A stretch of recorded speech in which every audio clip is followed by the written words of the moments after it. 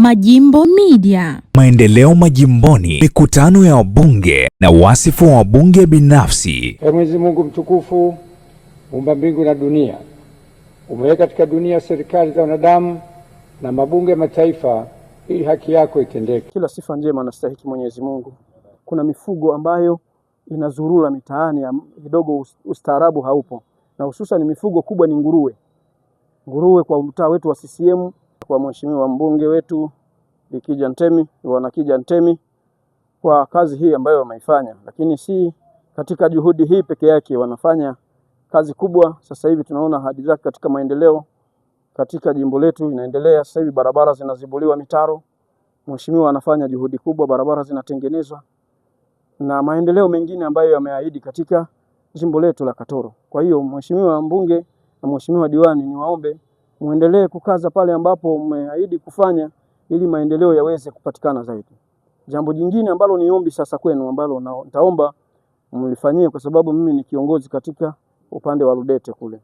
Niombeni, mitaa yetu ya CCM Ludete ni michafu. Kwa hiyo nikuombeni muwafikishie wale ambao wanasimamia yale mazingira kidogo upatikane usafi. Lakini vile vile pale msikitini kwetu CCM pale tuna uhitaji wa ujenzi pale katika msikiti wetu. Msikiti wetu ni mfinyu. Siku mkipata chochote katika kutokampani kama mlivyosema au mlivyo katika ahadi zenu, basi muweze kutokampani, kwa sababu tuna ujenzi. Sasa hivi tunataka ule msikiti kuushusha kutokana na wingi wa watu. Jamii inakuwa Katoro inakuwa ina watu wengi. Kwa hiyo tunahitaji ujenzi wa upanuzi wa ule msikiti. Kwa hiyo tutakuombeeni pale tutakapokujieni, tunakuhitajia, basi muweze kutuunga mkono tuweze kumaliza lile inshallah. Tunawashukuru nyinyi, lakini pia tuko pamoja katika kila hatua kuhakikisha kwamba jimbo letu la Katoro linapata maendeleo mazuri. Jimbo letu la Katoro linakuwa huru kwa kuabudu kila mmoja kwa dini yake ili aweze kumwabudu Mwenyezi Mungu.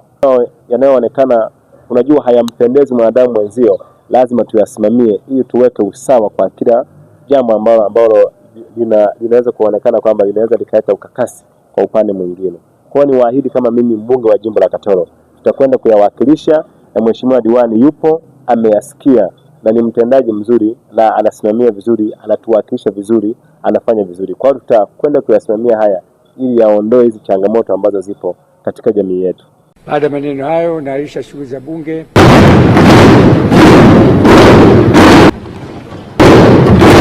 Majimbo Media.